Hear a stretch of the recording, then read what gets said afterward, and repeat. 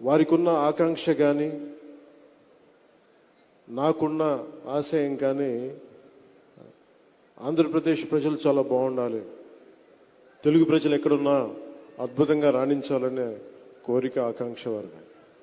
అలాంటిది ఈ రోజున 164 సభ్యులతోటి, అసెంబ్లీ సభ్యులతోటి, 21 పార్లమెంట్ సభ్యులతోటి ఘన విజయం ఇచ్చినందుకు మీ అందరికీ ఈ ఉగాది పర్వదినాన మరోమారు మీకు ధన్యవాదాలు తెలియజేసుకుంటా ఉన్నాను. అంటే మీరే కనుక అండగా నిలబడకపోయిండుంటే ఈ రోజున ఇంత ఘన విజయం ఉండేది కాదు. ఈ రోజున మీరు ఎంతమంది గత ప్రభుత్వంలో ఎన్నిసార్లు చూసింటారు చెప్పండి. ఇక్కడున్న భవన నిర్మాణ కార్మికులు దాదాపు 59 మంది, 30 పైచిలుకు నుంచి 59 దాకా. అధికారికంగా ఆ రోజున మాకున్నది 34 మంది చనిపోయారు, అనధికారికంగా ఎక్కువ మంది చనిపోయారు, దాదాపు 100 లోపు చనిపోయారు అనేది ఉంది. అలాంటి భవన నిర్మాణ కార్మికుల్ని ఇబ్బంది పాలు చేసిన ప్రభుత్వం అదైతే, ఈ రోజున భవన నిర్మాణ కార్మికుల్ని వేదిక పైన కూర్చోబెట్టి మీ కష్టం ఏంటి చెప్పు అని చెప్పి ఒక బలమైన, ఒక అనుభవశీలైన ఒక ముఖ్యమంత్రి ఆధ్వర్యంలో రాష్ట్రం ఎలా ఉంటుందో ఆ ప్రభుత్వానికి, ఈ కూటమి ప్రభుత్వానికి నిదర్శనం. నేను 2014 నుంచి కూడా నేను ఎందుకు ఏమి ఆశించకుండా గౌరవ ముఖ్యమంత్రి శ్రీ నారా చంద్రబాబు నాయుడు గారికి మద్దతు ఇచ్చాను 2014 నుంచి. అంటే మన దగ్గర సత్తా లేనప్పుడు, అది ప్రజలకి ఉపయోగపడే సత్తా కానీ, బలం కానీ, సమర్థత, తెలివితేటలు, ప్రతిభ ఒక నాయకుల దగ్గర ఉన్నప్పుడు అది ఓట్లు చీలకుండా అది ఇస్తే అది ప్రజలకి బలం అవుద్దని 2014 నుంచి నేను అదే పని చేశాను.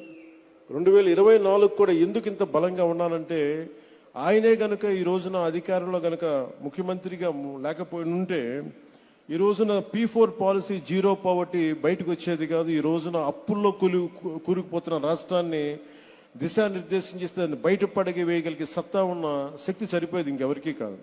అందుకని మనస్ఫూర్తిగా కూటమికి, ఎన్డీఏ కూటమి నాయకులుగా, తెలుగుదేశం జాతీయ పార్టీ అధ్యక్షులుగా సమర్థవంతంగా కష్టాల్లో ఉన్న రాష్ట్రాన్ని మా అందరికీ మార్గదర్శకత్వం వహిస్తూ ముందుని నడిపిస్తున్న శ్రీ గౌరవనీయులు శ్రీ ముఖ్యమంత్రి శ్రీ నారా చంద్రబాబు నాయుడు గారికి ప్రత్యేకంగా ధన్యవాదాలు, కృతజ్ఞతలు, నమస్కారాలు తెలియజేసుకున్నాను.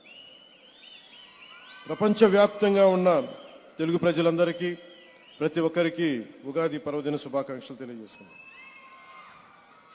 మీకు కూడా.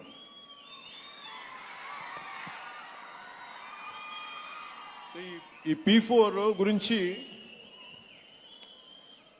నాకేమనిపిస్తుంటే, P4 అంటే డబ్బులు ఇచ్చేయడం, అందరికీ ఒక ఆలోచన ఉంటుందేమో. P4 అనేది చాలా చాలా కీలకమైంది. ఇది ప్రభుత్వం ఉంటుంది, పబ్లిక్ ఉంటుంది, అలాగే ప్రైవేట్ వ్యక్తులు ఉంటారు. అలాగే ఇవన్నీ ఇంతమంది కలిస్తేనే పార్ట్నర్షిప్. ఇది ఇప్పుడు మనకి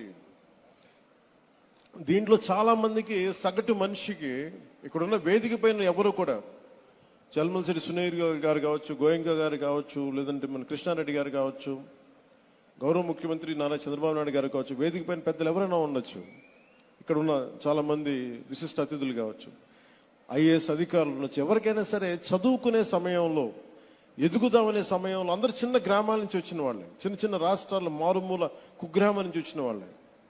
కానీ వాళ్ళకి ఏముంటుందంటే ఎవరో ఒకరు సలహా ఇచ్చేవాడు కావాలి. ఏదైనా నాకు అవుదాం, ఏదన్నా నా జీవితం మెరుగుపడాలి అంటే సలహాలు ఇచ్చేవాళ్ళు కావాలి. అది ఒకసారి మాట అవ్వచ్చు, లేదంటే ఒకసారి ఒక చిన్నపాటి ధన సహాయం కావచ్చు, లేదంటే చిన్నపాటి ఒక మాట సహాయం కావచ్చు. ఇవన్నీ వ్యక్తులుగా అందరం చేస్తాం. కానీ దీన్ని ఒక ప్రభుత్వ కార్యక్రమంగా దీన్ని చేపట్టినందుకు మనస్ఫూర్తిగా ముఖ్యమంత్రి గారికి మనస్ఫూర్తిగా నా అభినందనలు, ధన్యవాదాలు తెలియజేసుకుంటున్నాను. ఈ ఉగాది మన రాష్ట్ర అభివృద్ధిలో ఒక చారిత్రాత్మక రోజుగా నిలిచిపోతుంది.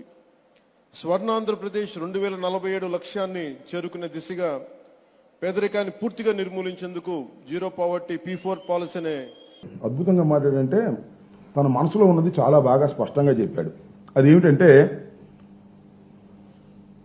ఆయన చెప్పిన మాటలు చెప్తాను, నేను వేరేగా చెప్పను. మన దగ్గర సత్తా లేనప్పుడు ప్రజలకు ఉపయోగపడే సత్తా గాని, బలం గాని, సమర్థత గాని, తెలివితేటలు, ప్రతిభ ఒక నాయకుడి దగ్గర ఉన్నప్పుడు అది ఓట్లు చీలకుండా అది ఇస్తే ప్రజలకు బలం చేకూరుస్తుందని 2014 నుంచి చంద్రబాబు నాయుడు గారికి తన మద్దతు ఇస్తున్నాడట. అంటే ఏంటి ఆయన చెప్పేది? మన దగ్గర సత్తా లేదు, పాపం ఆయన దగ్గర సత్తా లేదంట. సత్తా ఉంది ఎవరు ఈ రాష్ట్రంలో? చంద్రబాబు నాయుడు గారు ఉన్నాడు సత్తాగా. ప్రజలకు మేలు చేసే సత్తా ఆయనకుందంట. ప్రజలకు మేలు చేసే సత్తాతో పాటు పరిపాలించగలిగిన సమర్థత ఆయన దగ్గరే ఉందంట.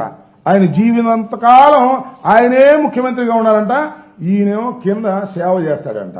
ఇది జరిగినటువంటి విషయం.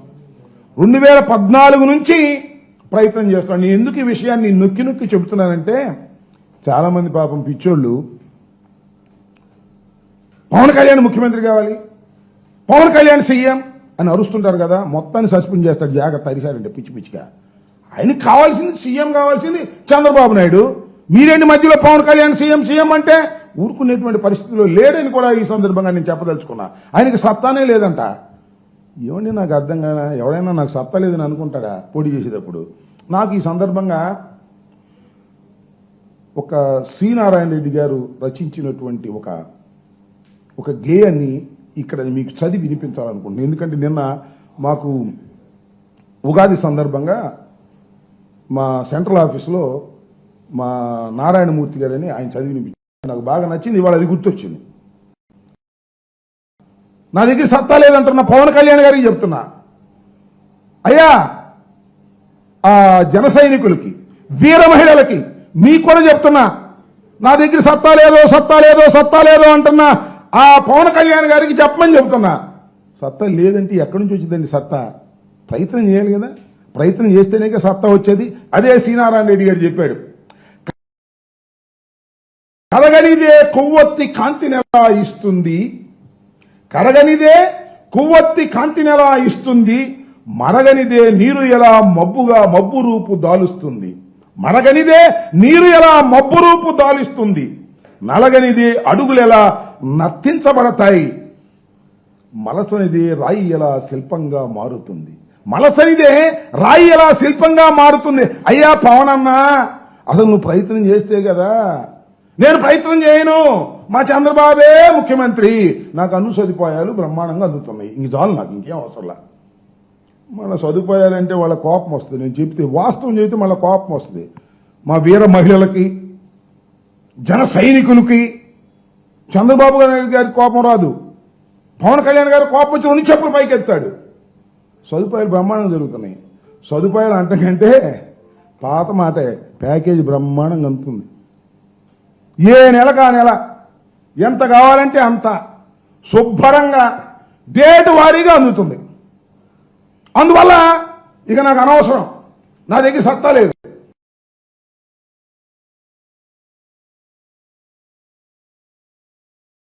తీసుకోవడం సేవ చేయటం, తీసుకోవడం.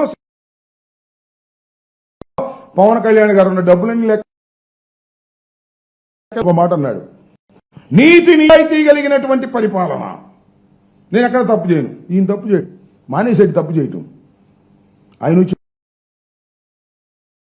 మంగళగిరి ఆయన లెక్కంతా ఆయనే, వసూళ్ళన్నీ ఆయనే, ట్రాన్స్ఫర్లకు ఆయనే, కమిషన్లు ఆయనే, అన్ని కలెక్ట్ చేయటం, లెక్క చేయటం, పవన్ కళ్యాణ్ ప్యాకేజీ పంపటం, పవన్ కళ్యాణ్ ఏమో నాకు సత్తా లేదంటాం. ఇది స్టంటు.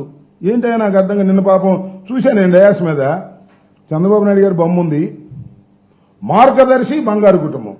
మార్గదర్శి అంటే నాకు అది గుర్తొచ్చింది. ఎవరిది? రామోజీరావు గారు మార్గదర్శి. అందరికీ టోపీ పెట్టి డబ్బులు చేసుకుని ఇవాళ కోర్టుల్లో ఉన్నటువంటి పరిస్థితి. బంగారు కుటుంబం అంటేనేమో 2 కుటుంబాలు గుర్తొచ్చినాయి. పవన్ కళ్యాణ్ గారి కుటుంబం, చంద్రబాబు నాయుడు గారి కుటుంబం, బంగారు కుటుంబాలు, అన్నాదమ్ములు, అట్లా విధంగానే తండ్రి కొడుకులు. కానీ ఆ బొమ్మ వెనకాల చిట్టి బొమ్మలు ఉన్నాయండి 2. ఒకటేమో బాగా పోతుంది పవన్ కళ్యాణ్ది, రెండోదేమో లోకేష్. ఈ 2 కాంపిటీషన్ గా ఉంటున్నాయి, ఎక్కడ తీట్లా. హిట్ టీవీ యాప్, ఇందులో short news, live news, entertainment shows, movies, digital magazines తో పాటు మీ జిల్లా వార్తలను కూడా ఫ్రీగా చూడొచ్చు. అంతేకాదు కేజీ నుంచి పీజీ వరకు విద్యార్థులకు స్కాలర్షిప్ కూడా అందిస్తున్నాం. ప్రతి వారం 10 మందికి లక్కీ డ్రా ద్వారా ఒక్కొక్కరికి 10,000 రూపాయలు అందిస్తున్నాం. ఇంకెందుకు ఆలస్యం, వెంటనే హిట్ టీవీ యాప్ ని డౌన్లోడ్ చేసుకుని ఫ్రీగా ఎంటర్టైన్మెంట్ పొందండి. Hit TV app. Hit TV app. Please download Hit TV app. Hit TV యాప్ని ఫ్రీగా డౌన్లోడ్ చేసుకొని ఎంజాయ్ చేయండి. మీకు నచ్చిన ఎంటర్టైన్మెంట్ కోసం హిట్ టీవీ యాప్ ని ఫ్రీగా డౌన్లోడ్ చేసుకుని ఎంజాయ్ చేయండి. హిట్ టీవీ యాప్ని డౌన్లోడ్ చేసుకుని ఆస్వాదించండి, ఆశీర్వదించండి. ఇంతమంది సెలబ్రిటీలు హిట్ టీవీ యాప్ ని డౌన్లోడ్ చేసుకోండి అని చెప్తున్నారంటే ఎంత మంచి యాప్ ఆలోచించండి.